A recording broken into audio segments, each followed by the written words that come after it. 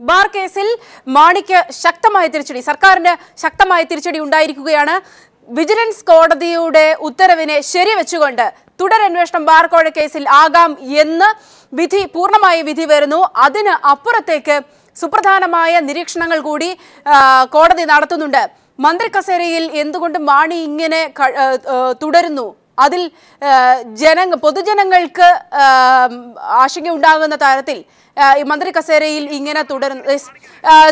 ഇപ്പോൾ Shri T N Prathapan നമ്മോടൊപ്പം telephone line ചേരുന്നുണ്ട്. ശ്രീ ടി എൻ പ്രതാപൻ, രാവിലെ കൂടി രാജിവെക്കേണ്ട യാതൊരു ആവശ്യവുമില്ല എന്ന് ശ്രീ മാണി പറഞ്ഞു. അതിനുമപ്പുറത്തേക്ക് കോടതി ചോദിക്കുകയാണ്, ഇങ്ങനെ തുടർന്നാൽ കോടതിക്ക് ആശങ്കയുണ്ട് മാണി മന്ത്രി കസേരയിൽ തുടരുന്നതിലെന്ന്. ശ്രീ ടി എൻ പ്രതാപൻ, കോടതിയുടെ ഇന്നത്തെ ഹൈക്കോടതിയുടെ പരാമർശത്തിന്റെ അടിസ്ഥാനത്തിൽ ബഹുമാനപ്പെട്ട ധനകാര്യ വകുപ്പ് മന്ത്രി കെ എം മാണി സാറ്, അദ്ദേഹം നിയമവകുപ്പ് മന്ത്രി കൂടിയാണ്, അദ്ദേഹം എത്രയും വേഗം മന്ത്രി സ്ഥാനത്ത് നിന്ന് രാജിവെക്കുന്നതാണ് നല്ലത്. വെച്ച് അഗ്നിശുദ്ധി വരുത്താൻ വേണ്ടി തുടരന്വേഷണത്തുമായുള്ള എല്ലാ സഹകരണം നൽകുകയാണ് വേണ്ടത്.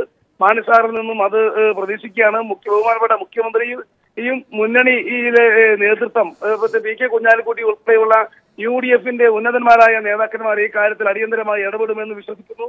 യാതൊരു കാരണവശാലും ഇനി വൈകുന്നത് ജനങ്ങളോടുള്ള ഒരു വെല്ലുവിളിയായിരിക്കും. അതുകൊണ്ട് മാണി സാർ നിയമമന്ത്രി എന്ന നിലയിൽ എത്രയും വേഗം കോടതിയുടെ പരാമർശം കണക്കിലെടുത്ത് തീരുമാനമെടുക്കണം എന്നാണ് ഈ സന്ദർഭത്തിൽ പറയാനുള്ളത്.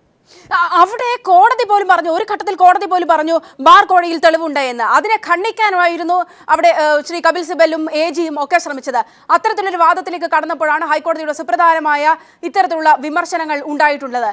കോടതി ചോദിക്കുകയാണ്, ഇവിടെ വിജിലൻസ് ഡയറക്ടർക്ക് എന്ത് നിഷ്പക്ഷ താല്പര്യം എന്തുകൊണ്ടുണ്ടാകുന്നില്ല ഇത്തരത്തിൽ?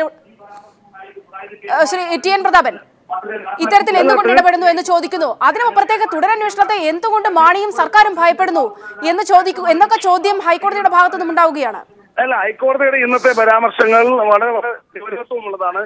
ഈ ഗൗരവമുള്ള പരാമർശം തീർച്ചയായിട്ടും നിയമമന്ത്രി എന്നവര് അദ്ദേഹം മറ്റാരേക്കാൾ കൂടുതൽ അത് ഉൾക്കൊള്ളാൻ ബാധ്യസ്ഥനാണ്. അതിലൊരു നിമിഷം അദ്ദേഹം ഇനി കാത്തു നിൽക്കരുത്. അദ്ദേഹം എത്രയും വേഗം മന്ത്രിസ്ഥാനം രാജിവെച്ച് മാതൃക കാണിക്കണം. അദ്ദേഹത്തിന്റെ അടുത്ത് മുതിർന്ന UDF നേതാക്കന്മാർ, മുഖ്യമന്ത്രി ഉൾപ്പെടെയുള്ള ആളുകൾ ഈ കാര്യത്തിൽ അടിയന്തരമായി ഇടപെടണം. കാരണം കേരളത്തിലെ ജനങ്ങളെ നമ്മൾ പരീക്ഷണത്തിന് വിധേയമാക്കരുത്. കോടതിയുടെ പരാമർശം അത്രയും രൂക്ഷമാണ്. ഈ പരാമർശം ഇനി കാത്തുവെച്ചുകൂടാ. അവിടെ ശ്രീ ടി എൻ പ്രതാപൻ, നേരത്തെ തന്നെ UDF-ൽ നിന്നും നിരവധി ഘടകകക്ഷികൾ ഇത്തരത്തിലുള്ള ആവശ്യങ്ങൾ ഉന്നയിച്ചിരുന്നു. കോൺഗ്രസിനുള്ളിൽ ഇത്തരത്തിലുള്ള പലതരത്തിലുള്ള അഭിപ്രായ വ്യത്യാസങ്ങളുമുണ്ട്. താങ്കളെ പോലെയുള്ളവർ, നിഷ്പക്ഷമായി നിലപാടെടുക്കുന്നവർ ഇനി എന്തായിരിക്കും ഈ വിഷയത്തിൽ നിലപാടെടുക്കുക? രാവിലെ കൂടി രാജിവെക്കില്ല എന്ന് പറഞ്ഞ മാണി അവിടെ മുഖ്യമന്ത്രിയുമായി ഇടപെട്ട് അല്ലെങ്കിൽ കോണ്ടാക്ട് ചെയ്ത് അത്തരത്തിലുള്ള കാര്യങ്ങളിലേക്കുള്ള ചർച്ചകളിലേക്കൊക്കെ കടക്കുമോ? തീർച്ചയായിട്ടും രാവിലത്തെ സാഹചര്യമല്ലല്ലോ ഇപ്പോഴത്തെ സാഹചര്യം. ഹൈക്കോടതിയുടെ സിംഗിൾ ബെഞ്ചിന്റെ പരാമർശം സ്വാഭാവികമായും മാനിക്കാൻ ബാധ്യതരാണ്. അത് കേവലം മാണി സാർ എന്ന് പറയുന്നത് കേവലം ഒരു MLA-യോ കേവലം ഒരു പൊതുപ്രവർത്തനം മാത്രമല്ല, അദ്ദേഹം കേരളത്തിന്റെ നിയമവകുപ്പിന്റെ മന്ത്രി കൂടിയാണ്. സ്വാഭാവികമായും നിയമവകുപ്പിന്റെ മന്ത്രി എന്ന നിലയിൽ നിയമപീഠത്തിൽ നിന്നുണ്ടാകുന്ന വളരെ ഗൗരവമായ പരാമർശങ്ങൾക്ക് ബാധ്യതയാണ്.